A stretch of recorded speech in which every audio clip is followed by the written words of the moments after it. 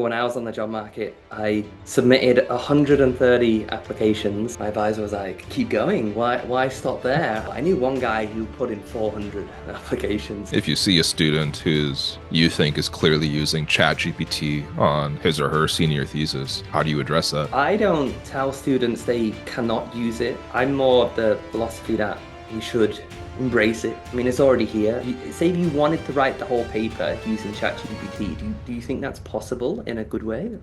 Jordan, thanks for coming on today. Hi, Aniket. Thanks for having me. Yeah, absolutely. So, Jordan, you're a professor at NYU AD, Abu Dhabi. Um, Not a lot of people who are on the econ job market have been to Abu Dhabi. Can you tell us a little bit about the university? What's life like there? Just what kind of comes to mind? How has your experience been at NYU AD? Yes. And also, when I was on the job market now in 2019, I also hadn't heard much about the place. Actually, coming here was not anticipated at all. I think often with these options, it's not. You kind of just discover them as you go through it. But it's really interesting place to be. I'm very happy with the outcome. And over the past 6 years, it has grown so much. So it's a very different place now to when I first arrived. It's yeah, we have to put it in context, like comparing it to other universities. There's about 30 economics faculty, and it's the American style tenure track system. So it's the same model, basically the same as NYU in New York in that respect. The clock, mine was 7 years. Uh, that was pretty standard. Now maybe it's 6, and it's entirely research focused. You have to teach, obviously, but the main emphasis is on the research, very much like research institutions in the US. Uh, so that's what I spend most of my time doing, and it's you can be very productive here. The institution it's very vibrant. We have a very active seminar series. Many visiting faculty come here. Even though we're quite far, which is probably the main downside, really, but uh, maybe unsurprisingly, we have quite good research funds, So right? how far is it just to peg? Like let's say a flight to London or a flight to New York. How long does that take? Yes, yes. To London, it's about 6 hours. To New York, it's about 12 hours. Okay. Okay. Yes, but it's all direct. So we have Etihad Airlines in Abu Dhabi. There's also Emirates in Yeah. Dubai, and that helps a lot because you can do And direct and flights. those are pretty good airlines, right? So you're not on some like shitty Southwest flight. You're enjoying and luxury on these flights. Yes, it does feel quite luxurious. In fact, life here generally is kind of like that. Yeah, What do you yeah, mean so by that? it's So nice. are you saying that Abu Dhabi is more luxurious than Evanston, Illinois? Is that what you're saying right now? Well, we both know that's not a high bar to be. The Yeah, here, in fact, compared to most places, it's more luxurious. It's kind of the vibe that they've gone with. Like many things stand out. When I first came here on the job market for the fly out for the interview on the campus, I never thought I would be impressed by the quality of roads, just because the roads were, everything looks new. It's all not, I mean, it's all quite recent, but everything's very well maintained. It's very Yeah, clean. You get this impression generally with the city. It's just a nice place to be in that regard. Uh, they like putting gold in everything. That's, of often you course. see what else, right? Yeah. The style often, especially in more cultural places, is a mixture of, marble or this kind of look and then gold. It's a very white and gold and Yeah. yeah. So yeah, it's just very nice to look at. Yeah. How how big is the department? Yeah, as I mentioned, it's about 30 faculty in economics. Okay. Yes. And then are there like what's the sort of faculty student ratio? Are there grad students? Yeah, the number of students, it's quite small. As universities go, it's quite a small university. We have about 2,000, maybe a little bit more now, 2,000 undergraduates. And that's the majority of the student body. There are some graduate programs. We don't have a PhD in economics. We do Okay. have a master's, which has only been around for maybe 3 years at this point. So it's quite small. Hmm. So it's mostly undergrad, and it's a liberal arts style education as well. So this is yeah, what the students are doing. Yeah. What do you mean by that? That it's a liberal arts style education? You mean like as opposed to the system in the UK where you're just very focused on your particular courses? Yeah, certainly compared to the UK, where you would just take the one subject. Here, it's the more standard US. You take many, but by liberal arts, what I also mean is they even focus on small class sizes, which liberal arts Mm. colleges in the US tend to do as well. For instance, the class size here is capped at 24 students. So even for principles of micro, which is Oh what I wow. predominantly teach, Yeah. it's still 24 students. And Interesting. yeah, yeah. So most places are not like that. So it's quite a nice experience for the students. It's also quite a nice experience for faculty because you actually get to interact with them, right? It's not you're just not talking to a big room full of many students. Yeah, that's very interesting. And I would assume that even NYU, like in New York, is not following that rule. I just guess that they would have, big hundreds of students lecture courses, at least for principals. Yes, that's right. Yeah, this is distinctly Abu Dhabi. Yeah, Yes. interesting. And who are the students? Are they like Emirati? I think that's the correct term. Or are they from other parts of the world? Where do they come from? That's the correct term. The students, huge mix. About 25% of the student body are Emirati, and Okay. then the rest from all over the world. There is no other major country. It's all pretty mixed. Yeah. I'm not even sure what the largest minority is, but it's massively diverse. We have um, easily over 100 different nations represented here in the student body. And it's not uncommon in one of these classes of 24 students, they're from 12 different countries, right? Yeah. It's just a huge mix. And it's very unique in that way and very interesting. Yeah. Yeah. Yeah. Yeah. Are there any significant differences you could think of being a faculty at NYU AD versus what you've seen of your colleagues in Europe or the US, or is the experience pretty much the same from what you understand? Yeah, good question. In terms of I mean, it's very similar to being at a US located institution. The model is the same. The main differences arise from um, I mean, the fact, like we mentioned about the student body being very diverse, obviously this permeates through everything, but the structure of things, your responsibilities, the what your daily life is like, I don't think it's that different in terms of work.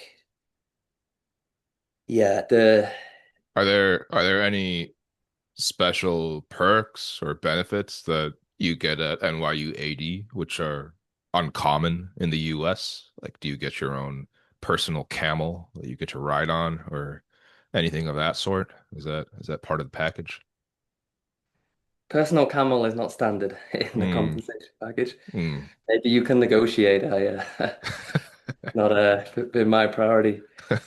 The you get very generous benefits, which is kind of as you would expect. I mean, Yeah, in the early days, especially to attract expats to come here, they needed to compensate you, right? There is no yeah, arbitrage.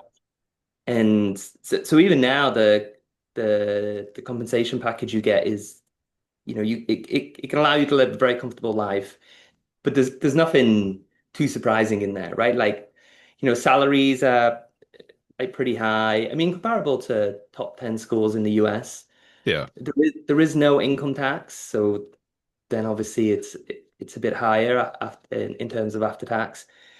You get good health insurance, and healthcare in Abu Dhabi is very good. Yeah. Mm. Yeah, so yeah, you end up just living a very comfortable life. Yeah. Yeah. And I'm guessing the research support is also pretty good. Yeah, they really have to do this. Being an academic economist, so much of what we do is traveling and networking, presenting at conferences, visiting other universities, and being in the Middle East is really not ideal for this because there are so few other institutions of comparable quality in the region. Yeah. So you have to do these long trips pretty frequently, and obviously that adds up. So they do give you um, sufficient funds to be able to do this. Yeah. Being at NYU AD, you must travel just in miles a lot more, I'd assume, than many of your peers at US or UK institutions or European institutions. And so do you find yourself on the road more? And then how do you handle that, both in terms of scheduling with respect to your responsibilities at NYU AD, and then also, on your body? Because if you're taking these international flights often, I imagine that's not the easiest thing to do. Yeah, yeah. Well, know that I'm pretty high up in the frequent flyer program of Etihad at this point. And they make it more luxurious there. I mean, they have an incredible lounge at the airport. But yeah, more seriously, it's true. I think in this profession, you'll be traveling a lot regardless, wherever you are, because there's a bit of a trade-off. From here, each travel will be a greater distance, but I probably do fewer of them just because of the distance. Whereas colleagues in the US, for instance, I'm sure they travel much more frequently than I do, but just over shorter distances. So it's a little unclear if I end up traveling more. Hmm. But it's definitely, I mean, with regards to the second bit of what you asked, it's definitely less convenient. For sure, during a teaching semester, traveling to an event in the US is very challenging to do because it's 12 hours each way, and then you've got the time difference. And if you need to fit this in with teaching two classes a week, it's sometimes it's just not feasible at all, depending on where the event is. So that can be challenging. So during teaching semesters, you can still do it, but it's tough. In terms of the toll on the body, yeah, it weighs on you. I think over the past year or so, I really started to notice that. I think as you get older, then it just compounds even, and yeah, but yeah, I think we know this coming into the profession too. I mean, once you get more senior, I guess this will level off a bit. But at this stage, you just gotta t take the hit. Yeah, makes sense. Um, that brings up another question. What is your teaching load? So how many teaching semesters do you have a year? Is it one, both, or how does that work for you? Yeah, the right. So there's two main semesters: the fall and the spring Yeah, semester. They're each 14 weeks, yeah, and so pretty standard in duration. The typically faculty teach in both. We have to teach three courses. So this could be, like two sections of the same class can be two of this three, for instance.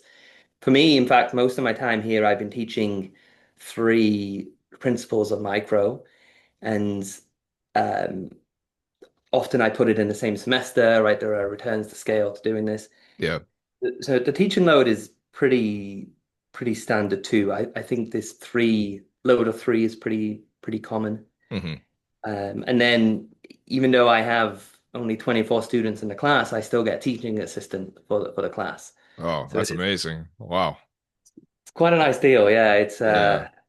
so there's a lot, yeah, there's lots of good perks of it. Not all classes have teaching assistants, mainly these core ones.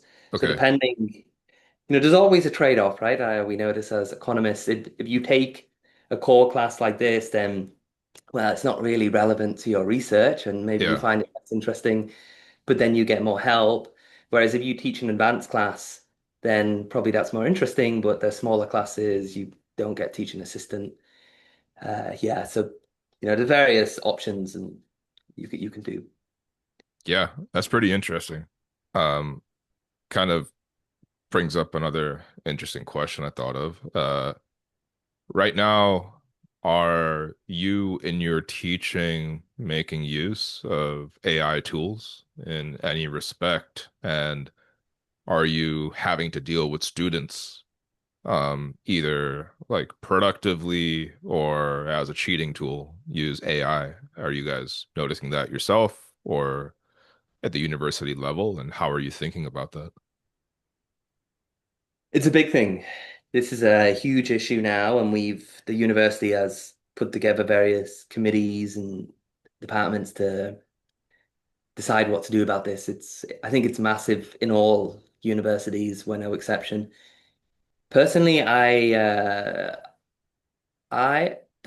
this semester and last semester, I actually wasn't teaching. Hmm. Things just worked out this way. You can also just a side point and jump back to this, but another nice thing about here is when you advise senior students, if you advise enough of them, then you can buy yourself out of the class. So you can substitute between these two.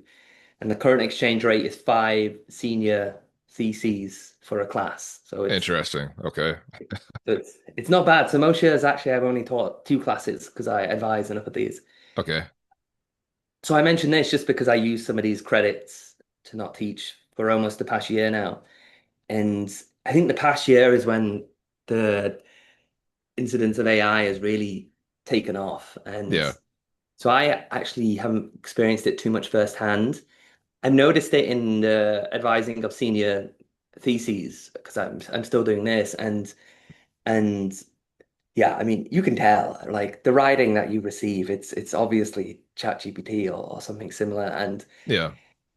and it does make it tough. I find you can still notice enough nuance that at least in grading these dissertations, I can still distinguish. But yeah, but it's a challenge, and yeah, I think about it a bit for when I return to teaching classes because I'm gonna have to confront it then. That's Uh, interesting. So I guess in a yeah. principles class, at least to the extent that a lot of the grade is exams, it's not going to be affected at that point by AI tools. I'm sure that they're going to use them for their homeworks if you're grading homeworks, but the more significant impact is going to be in some class, which is essay writing or an entire senior thesis.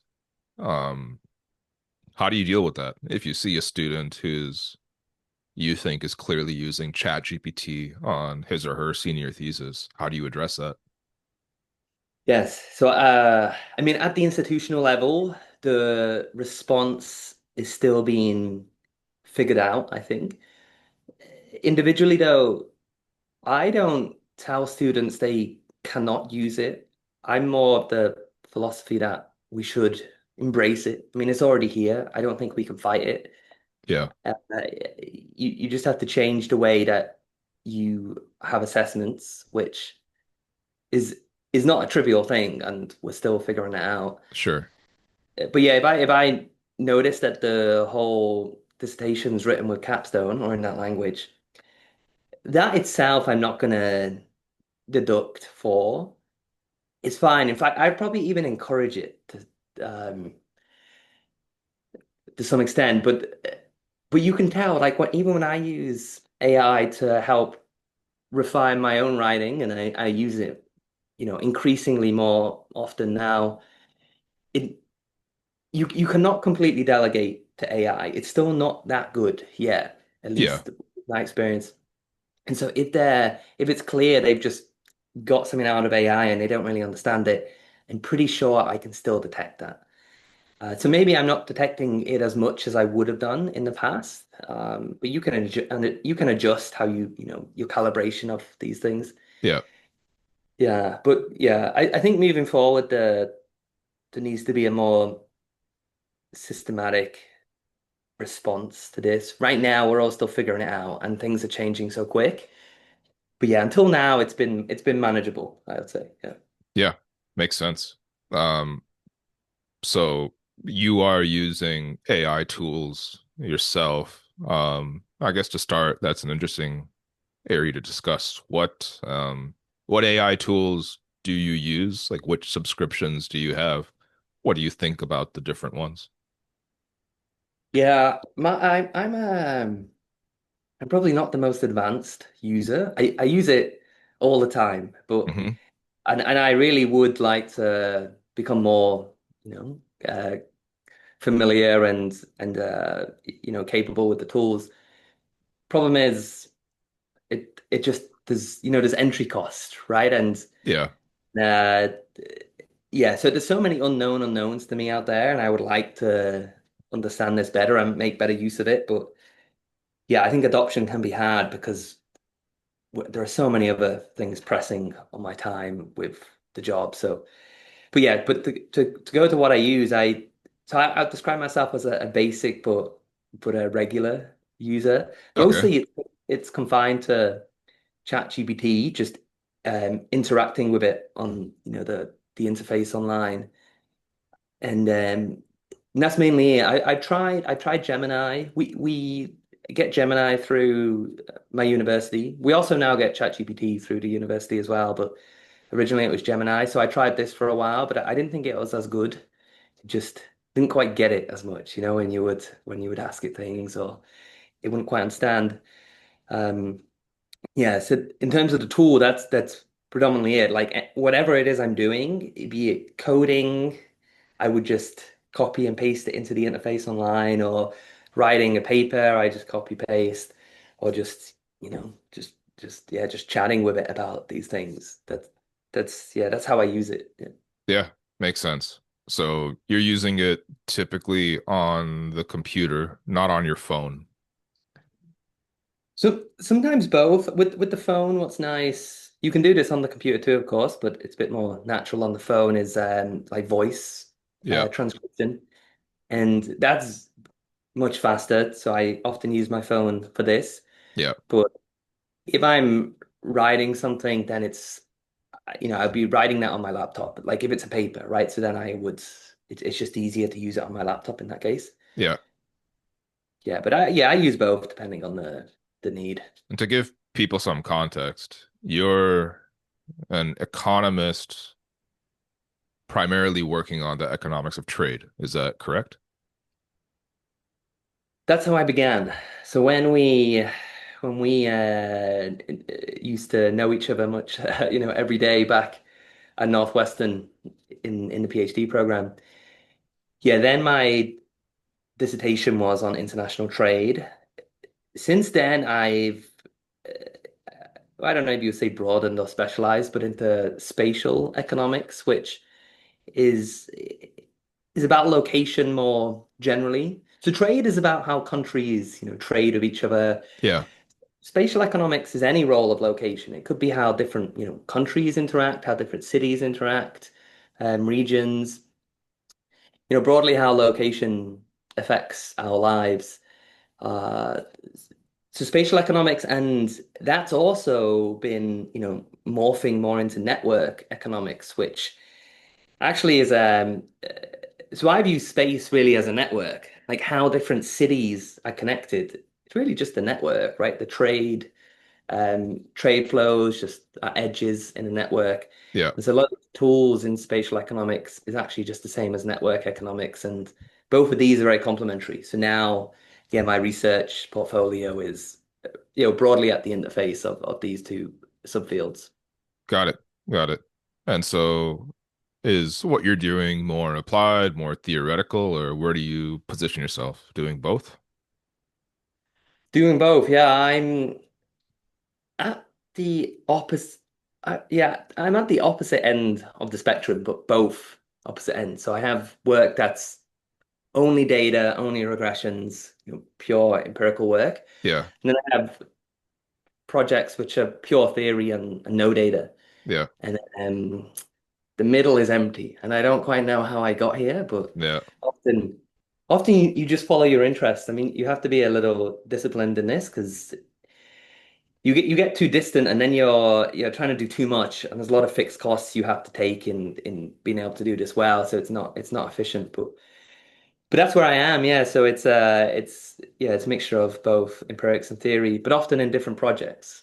And Which so you mentioned using ChatGPT in a basic way through the web UI for research. So could you take us through some concrete asks that you would make of ChatGPT to help you out with either these theoretical or these more applied research projects? yes, yes. Earlier on, my use was mainly, I think the way it evolved initially was just running just asking for syntax, right? And predominantly Stata. Um, I guess that's what I was using it for initially. Is ChatGPT good for Stata? Can it produce reliable Stata commands, references, code? I wouldn't say it's reliable. It's mixed. Sometimes it gets it. It's been a while now since I have used it for that, but a few months ago it wasn't reliably getting it right. Okay. So yeah, it was a bit frustrating actually.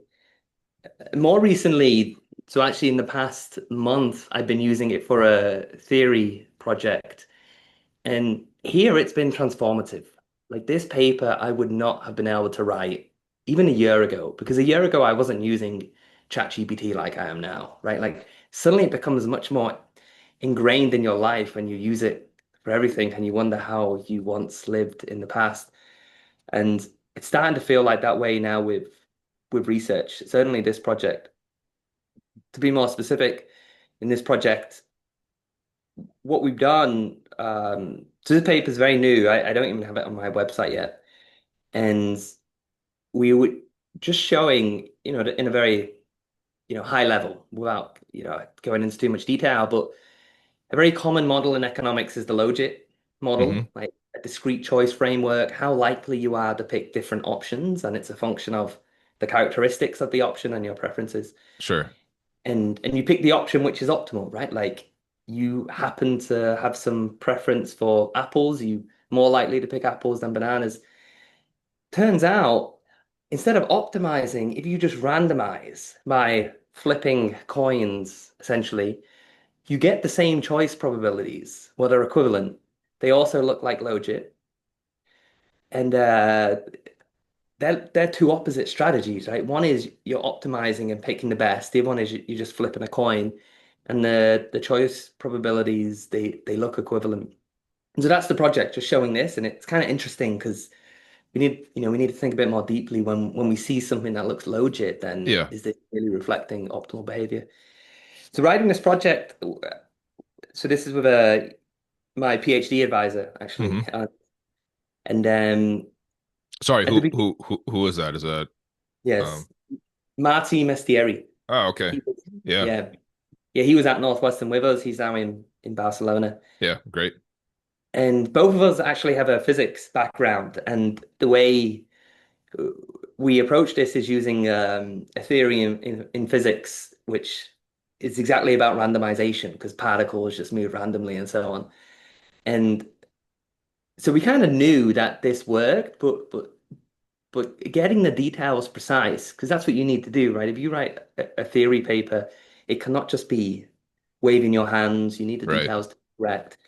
And ChatGPT here was, yeah, this is where it was transformative. Like I was not um trained to that level to figure all this out myself in this amount of time span. Like in the course of a few weeks. What's an example of something that you couldn't figure out yourself And then with ChatGPT, you were able to figure out this theoretical, frontier research level adjacent, let's say, research topic. What is something concrete? So in this so the idea is like the way this isomorphism really between the optimization and the randomization works is you have I said you flip coins and to pick, right? You apple or banana, flip a coin. If it lands on Yeah, heads, go apple. yeah. And imagine if you flip many coins and the number of heads is the probability you choose apple. So maybe, Hmm. 7 out of 10 heads, so 70% apple. It turns out if you flip an infinite number of coins, then the probability just looks like logit. Like this is the idea. And this comes from this theory in physics as well. And it's using like the law of large deviations. There's various terms for this.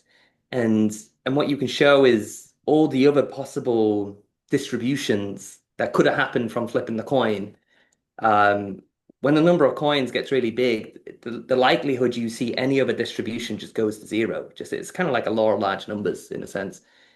And and this is, I mean, I was learning all this for new. I mean, I'd seen the result back in my undergrad days when I was doing physics, but learning this again, I was, you know, earlier in the year I was reading a standard physics textbook to do this, Yeah. and now I was just asking ChatGPT, and and I had conjectures that maybe something should work, and I really didn't know. And then you just ask ChatGPT, and ChatGPT, it's always very confident, and its response to me about this conjecture was, yes, this is absolutely true. And instantly I read it, and I'm like, well, we don't know. You could be hallucinating, or often the case. Yeah. And then and then you read it, and obviously this, I don't think it replaces the academic yet, even though it's very helpful because I then have to confirm, right? And I know enough that I can confirm what it's saying, and you can keep pushing it to make sure, and just like proving that conjecture, for instance, Hmm. I think I did in 2 days. And without it, I probably wouldn't even have attempted because it was so far from what I've been trained in, right? And Yeah. and Yeah. yeah, I could be more specific, but it's very technical. So, but that's Ma the rough idea. Oh, it makes sense. That's one observation I've also had about LLMs is that I feel like there's no topic I can no longer learn. I feel like I Mm. can learn potentially anything because of large language models. Like, obviously, I'm never going to touch frontier mathematics, right? But let's say I wanted to sort of relearn measure theory or functional analysis, or more concretely, like I'm interested in learning reinforcement learning and starting to like figure out ways in which I'd want to apply that to either business or perhaps getting back into research. And obviously, I could have learned it with regular materials that are available right now, but you always want to be able to ask questions as well. And that's where, like, the current generation of language models and then each consecutive improvement, it feels like you're getting more and more reliable answers to deeper and harder questions. And so, since so much of learning is, thinking of a question and getting to the answer, I feel like that feedback loop is reducing, and now I feel like I can learn anything. Yes. Yeah, I have a similar experience, and I think you're right about asking the questions because often you have a very specific question, and historically you would search on Google for the answer, and it would be quite hard to find the answer to that exact question, and you'd have to piece together many things, and it would take a long time. And now you get it instantly, and it just speeds up everything in the Yeah. process and makes everything much more accessible. So this actually leads me to a different question, which is, the use of LLMs like more directly, let's say in writing economics research. I'm sure you referee papers. Are you getting any papers where you get smells that a lot or a significant part of this has been written by LLMs? Are researchers explicit about that when they submit a paper and saying that, we use ChatGPT or Gemini or Claude to help us with these tasks? How is that being treated um, in the papers that you've refereed? Yeah, my I haven't had too much insight in that. Like my experiences so far, it's not been big issue. It's not something I really noticed that much. Certainly, journals are also confronting this, and now, I mean, different journals have different policies, so I forget exactly who's doing what, but about yeah, declaring usage for certain things. But all of this is being figured out. Like I'd imagine maybe in a year, like things will be much clearer. Right now, it's all just in flux, and everyone's scrambling because everything's progressing so quickly. Yeah, yeah.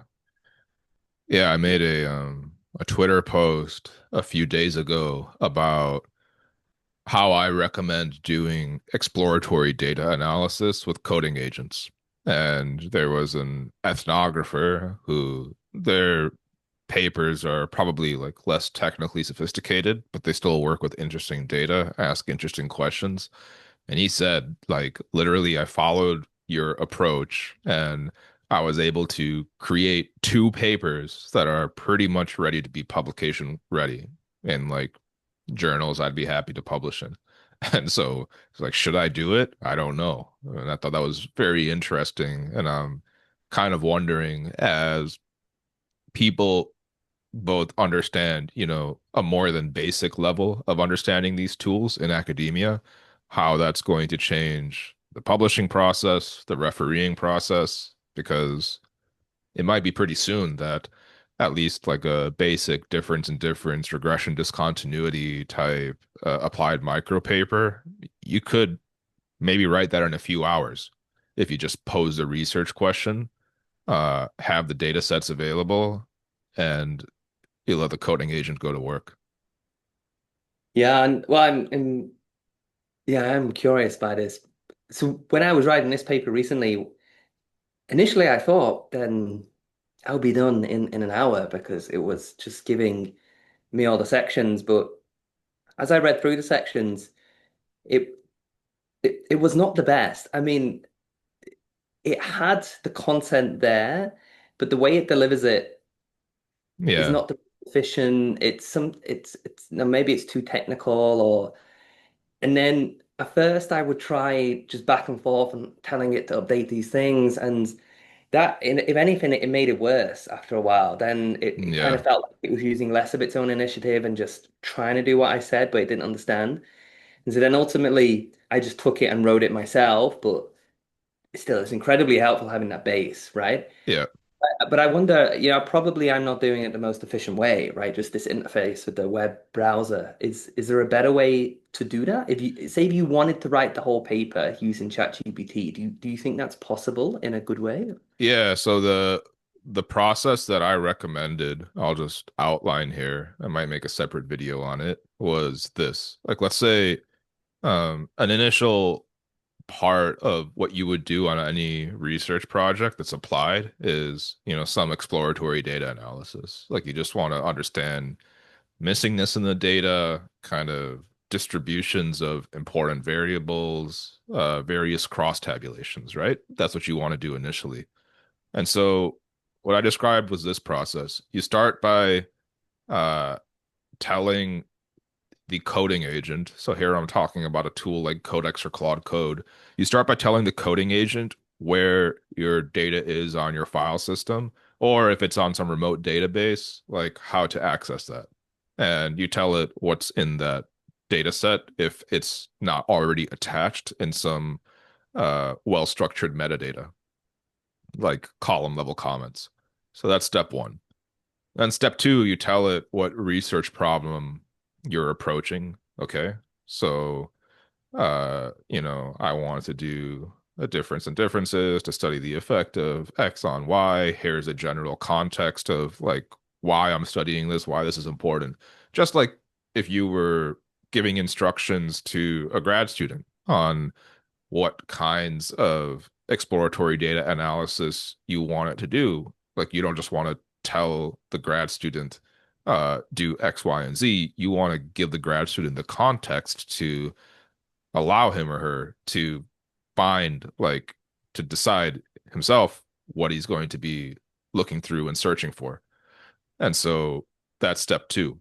Step three, you ask the coding agent to make a plan of what it is it's going to do. So here's a difference between how maybe a naive user of LLMs would go about things and how a sophisticated user would go about things.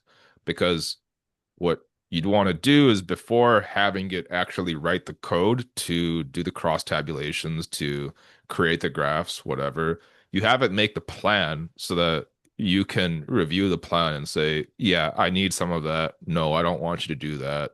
Don't do Mm, that. You can even ask it. I do this all the time. Um, if there's anything that you're unclear about after you make the first set of documentation, in order to feel comfortable that you are going to satisfy my requirements or my desires, then let me know. And then what it will ask is like four or five natural clarification questions that are salient in whatever context you're looking at things. And usually after you go through those four or five clarification questions, it rewrites the draft of the plan. And now you have a really good plan.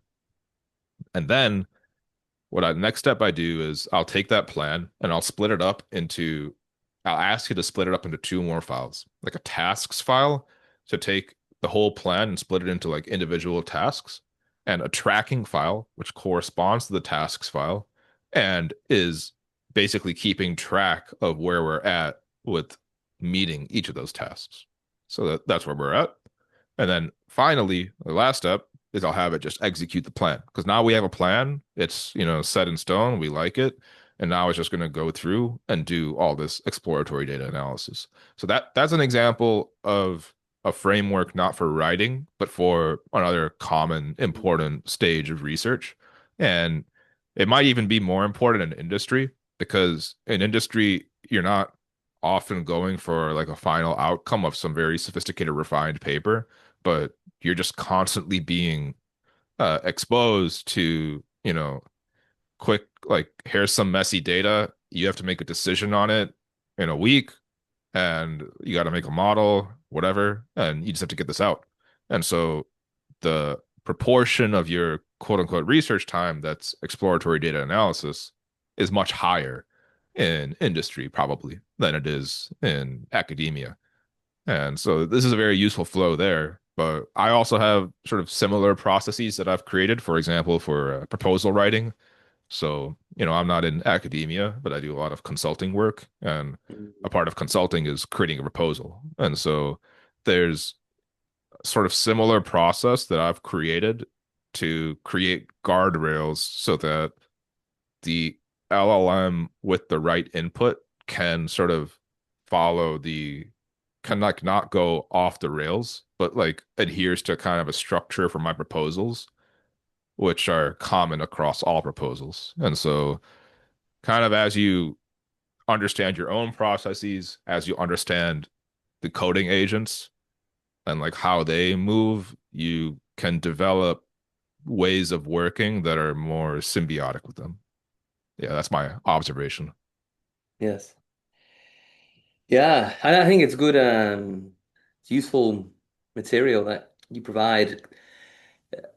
Because as I mentioned before, the main issue is finding time to figure all this out, and Yeah. any way that you can lower the cost of entry is So really I useful. guess yeah, there's an interesting question. You've described your use of AI.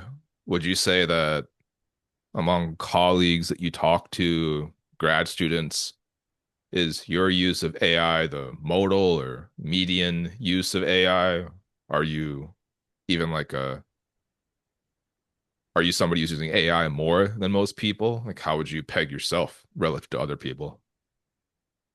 It's a good question, and I don't know the answer to this. I only know a very like handful of other people I've explicitly spoken to about somehow they use it. Yeah, so I really don't know. Yeah, it would be good. One thing I do know is I heard recently the university's been doing a lot of research into this to figure out what to do with the students, and at least with the students, it's something crazy like 80% of students use AI every day for something. I mean, yeah, but faculty, yeah, I don't know. I don't know. Interesting. No, fair enough. Are you guys hiring at NYU AD this year? Yes, we have a open rank position in economics, one line, and any field. So open rank, any field. Okay. And you know, the hiring process is a bit opaque to, anyone who's not in it or like on the demand side explicitly. Could you tell us a little bit about what is the process to hire an economics professor? Yes, and in fact, I'm on the search committee for this Oh, line too, okay. so I have a bit more concrete insight to how things work. At this point, we receive many applications, and they're still coming through. The economic job market's quite centralized, so things tend to happen systematically each year. And this point, we're still receiving applications. December, January is when interviews begin, and these tend to be online. Ever since COVID, the whole format shifted to online. And right now, we've still not made any choices about who to interview, um, because more applications are still coming in. And I think it's pretty common that most universities receive hundreds of applications for these positions. It's kind of strange, really, because economists are all about efficient markets, and the job market in economics is anything but that. The norm is that every PhD student submits everywhere, regardless of any interest in that role. I remember when I was on the job market, I submitted 130 applications, and at this point I thought, okay, I'm good. And then I spoke with my advisor, and my advisor was like, keep going. Why stop there? And I said, all these other places where I would have left, I really don't want to go there. I mean, I wouldn't be serious. And my advisor said to me, well, if you have nothing else, would you take it? And it's like, probably, but I don't know. I mean, so I put in another 50 applications. I applied to 180 in the end. Damn. And and I knew other people who did more. I knew one guy who put in 400 applications, like every Jesus. single listing. And at this point, you just know, like the materials they're submitting, it's generic, it's the same everywhere, and th there's no information content. So as a recruiter, when we look at the applicants, we get basically nothing from it. We might as well just be looking at EconNow or just going over university websites to see who's on the job market. Um, Sometimes, I mean, so what I would say, from some not even insider knowledge. I think people know this anyway, but I would just highlight it, is especially if you're applying to a place which is not like canonically like superior, right? Like if you're applying to Harvard or something, I mean, this doesn't matter, but if you're applying somewhere that's a bit more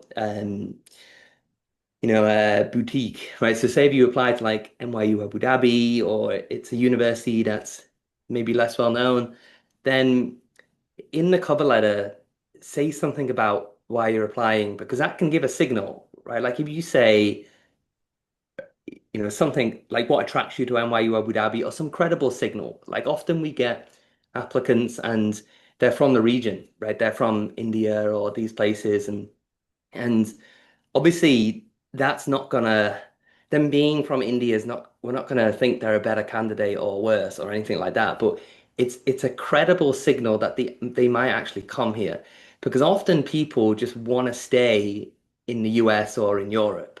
And even if we can give a more attractive package, they're not seriously considering moving to Abu Dhabi or the Middle East. So knowing that you have family in the region then says to us, okay, so conditional on you actually being above the bar, if we see this, then we're probably more likely to interview you then because, everyone's time is scarce. We need to determine who to interview, and we don't want to waste our time on people who will never come. Yeah, So definitely, I think it's worth in cover letter writing. It has to be credible. Like if you just like, I mean, people do this too, but it really means nothing. They just say, "I'm very interested in NYU Abu Dhabi. They have great faculty there," and it's like it still means nothing. Okay, you spent a bit longer, but yeah, something credible that can help. Yeah. that's interesting. So, one credible signal is I am from close to the region and I'd be interested in coming there because I'd be closer to family. Is that like a credible signal? Yeah. And Yes. did you provide any credible signals? Oh, when I was on the job market, Yeah, is that what yeah, indirect. When I was on the job market, I was genuinely interested in taking a job in Asia. yeah. I had studied Mandarin during grad school, and so that was a line on the CV. And I can't remember if I highlighted that in my application to here, but um, certainly when I applied to schools in China and these places. Then Yeah, that helps. But yeah, just something that just tells us you're not like the 400 other people we get applications from who are just sending it because they're sending it everywhere. yeah, yeah, yeah. Obviously, it's no substitute for quality, but there's a lot of people with similar quality, and we can't interview them all because of time, and so we need to pick the people who are going to be serious to coming. That's very And interesting. Yeah, and so it can be, yeah, I've been there before even, or I spent time there, or um, yeah, yeah, I don't know the exhaustive list, but. yeah, Something incredible, yeah. yeah, yeah. That makes sense. And so that's one piece of advice for people putting in their applications to give credible signals, especially for a university like NYU AD. Um, so you guys will be starting interviews fairly soon. What is your process like to decide who you're interviewing? Yeah, we have a committee of five, and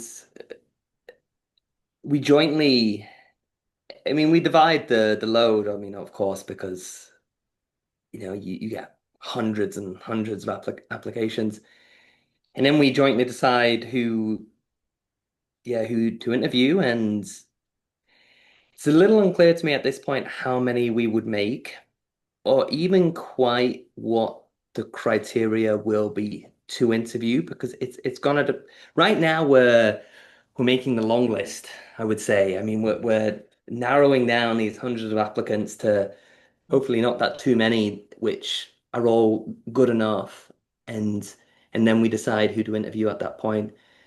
So we've not got to that point yet, so I'm not quite sure how things are going to go. Um, yeah, and then I mean, it was early to mid-January when the interviews would happen, and that was all in person. Now it's unraveled, and in the past we've interviewed people in December. So maybe mid-December we might even start interviews around then.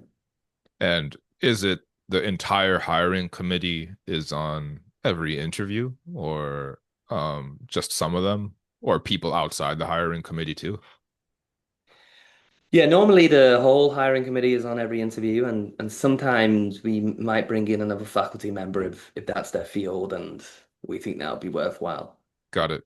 And the end goal of this funnel is to get one open rank hire this year at NYU AD.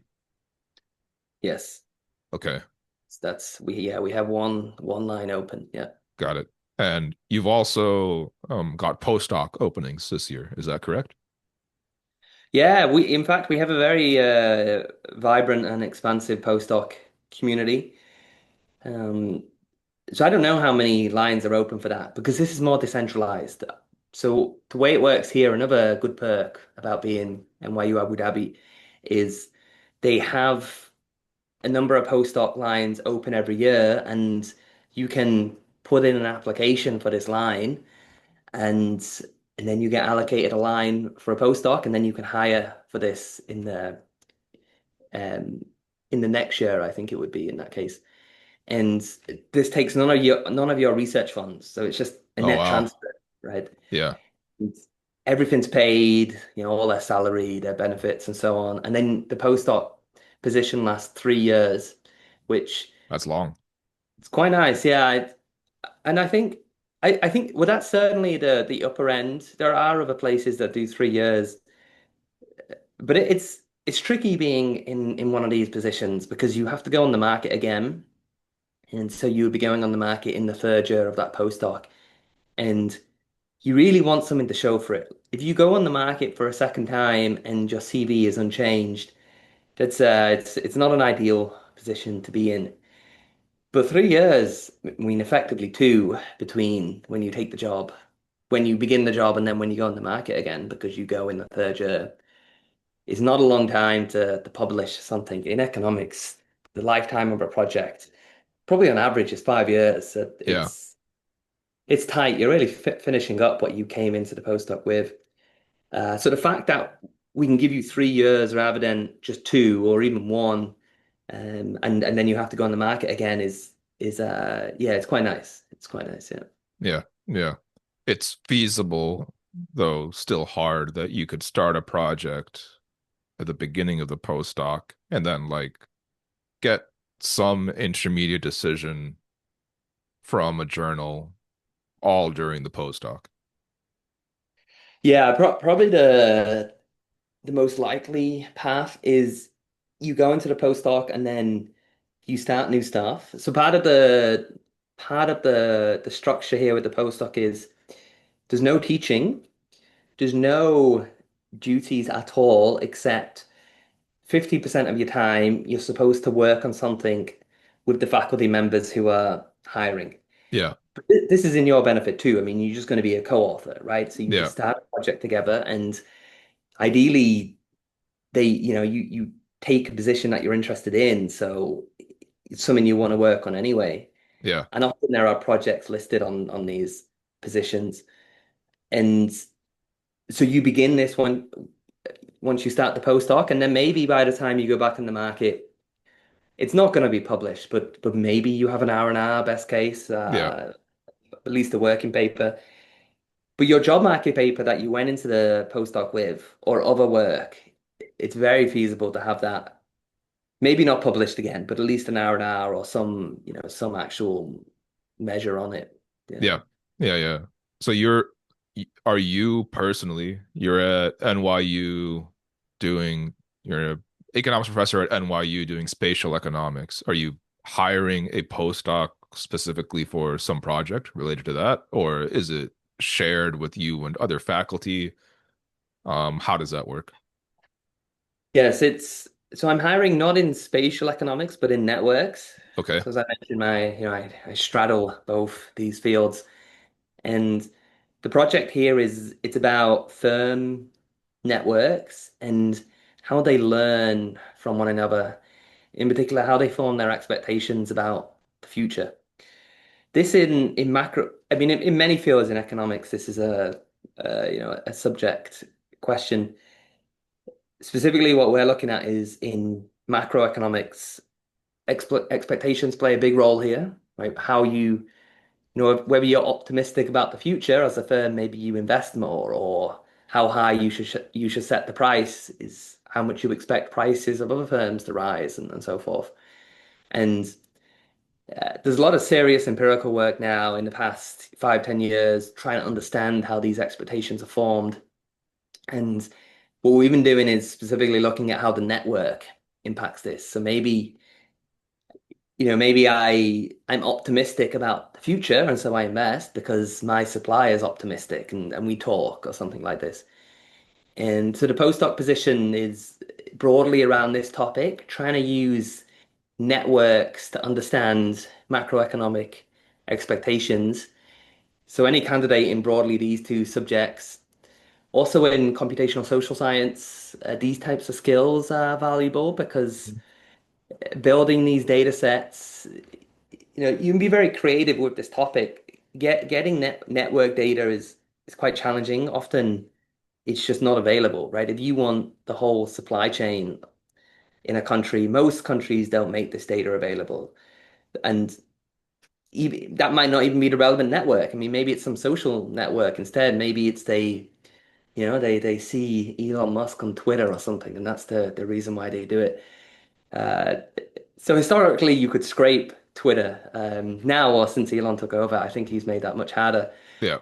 But there are other sources, and obviously you need the skills to do this, and we're also interested in that type of candidate too, to help us collect and create interesting data sets to study these questions. You can scrape Blue Sky. They have an open API. And you think this is good? Yeah, would this be maybe? Yeah, that's something I should look. It could work. I mean, it's similar in structure to Twitter. It has kind of a crappy algorithm to show you things based on your interests. It's more of just based on who you're connected to already. I see. I see. Yeah. Yeah, yeah. This could you are you looking for a job, Aniket? Is this Yeah, I don't know. You can't afford me, man. That's ah I'll say that. you you don't know how much we're paying. Yeah, I got a sense. Well, actually, yeah, let's talk about that because people are going to be interested. So, you're looking for a postdoc at NYU AD. Yeah, can you say like, are you allowed to say how much do you pay? What's like the and 50% of your time should be spent on faculty project, a project with faculty, but that is something that is hopefully useful to them too, because it should be co-authored. Um, and yeah, I guess what is the process for you for hiring this postdoc compared to the open rank faculty position? Is it uh, a lot quicker? Does it align with the general econ job market? How does that work? Yes, yes. In terms of salary, the exact number I cannot say, also because I don't know. Like until the offer is given, Yeah, and these can fluctuate year to year. But I can say, I mean, it's comparable to what you would get at a top institution in the US, and then there's no income tax, and so it's you're yeah, going to be for a postdoc, you're going to be pretty comfortable. I don't think any it's going to be hard to find another place that's similar. Um, I'm trying to stay away from exact numbers because I don't want to I make that understand. controversial. Yeah, But I mean, there are many European institutions which you would earn more here as a postdoc than you would as an assistant professor there, okay. because like, again, on the no income tax type thing. So it's very yeah, you can have a very nice life, and yeah, the only downside really is the fact taking one of these postdocs is you have to go on the market again, and no one wants to do that. I mean, the job market is an intense time. There's a lot of risk and uncertainty, but other than that, I think it's a great opportunity for your career because you're not going to have 2 to 3 years just focused on research Yeah, ever, right? yeah. The only other time you get that really is in the PhD, and then you kind of have no idea what you're doing. So you're also not able to use it that well. And Yeah, I know that. yeah, yeah, I was the same. Like many years just lost trying to Yeah, figure it out. In the postdoc, that should be less the case, and you can be, very productive there. yeah, Um, yeah, the next one was about the process. Was that where yeah, we were going? The process, it's very similar on on a smaller scale. Um, yeah, the timeline's pretty similar. I've hired for a postdoc. This will be my third time now, and it's tricky. I mean, because often, I mean, there are so many things about the job market that just don't work well, and it's not just economics, but I think it's worse in economics because everyone's applying everywhere. yeah, You interview someone, and of course, their best response, well, we understand how game theory works, is to show a lot of excitement for the position and make it it sound like. this is great for them. And then once you send them the offer, then I mean, then they're hesitant to take it because of this job market thing. They don't want to go on the job market again. So I think it's quite hard to get candidates for these roles. So I found the optimal strategy tends to be to even wait to interview until later in the market. Once people start realizing what their outcome Hmm. is going to be, so even late January start. That might be a little late. I mean, you've got to play it by ear a little bit, but anything earlier on and the option value is too much. They want to wait and see how the job market goes. That makes sense. Yeah, yeah, yeah. Yeah. That makes a lot of sense. Yeah, I want to be respectful of your time, but had a few more questions if you got a few minutes. Yeah, go for it. Go for it. So there's this hot new website taking the economics profession by storm. You may have heard of it. It's called EconNow, made by a fellow in this call right now. And so I am curious, like, what are your thoughts on it in its current state? Is it useful? Is it just kind of a gimmick? And what would you see as a useful direction for some site like that to go? Yes, I've heard of it. I yeah, I mean it's a great public good and it's pretty clear the reception on social media as well on X. People quite excited about it. How how useful it I've been trying I've been using it myself. Um for the it's more for me personally, it's more useful for the postdoc hiring because there I really need to find candidates myself. Like for the for the assistant for the open rank, you know, tenure track role, there we get hundreds of applicants. But for the postdoc, you don't get that many. I mean, people, you know, they I don't think they apply as broadly in postdocs. Um, so soliciting applications is is quite valuable. And in the past, it's been very hard to do this just because I have no idea what the relevant job market candidates are. Like trying to find who's working on this topic, right? Like macroeconomic expectations, networks, or having the skill set. It's very hard to do. And Econ now has significantly reduced the cost of doing this. And so right now I've not searched too intensely for the role because as I mentioned, it's not going to be worth interviewing people until January anyway, because it doesn't matter how excited they seem. No one's going to credibly like Yeah, take it yeah, until the job market starts to reveal itself a little bit.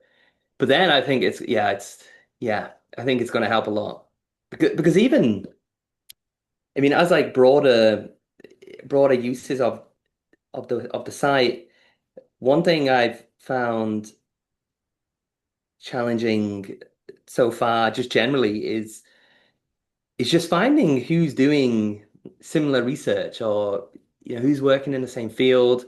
Often, I mean, networks play a huge role in this, right? Like I happen to go to a conference and I see someone presenting something that's interesting to me, and now that person's on my radar and they're at some university. And that's how I know, but I'm gonna miss so many people relying on this.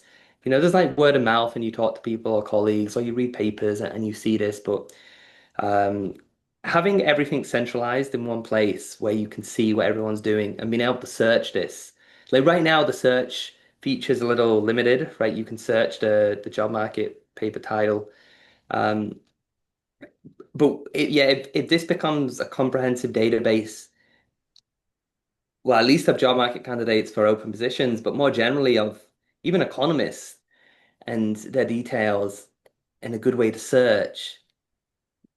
Yeah, that just saves so much time and re reduces reliance just on personal networks and just the superstar effect, right? Like a lot of people are doing interesting stuff, and you just never hear about them because why would you? I mean, you didn't happen to meet them once, and maybe you didn't read about you didn't come across their paper because there's a lot of papers out there.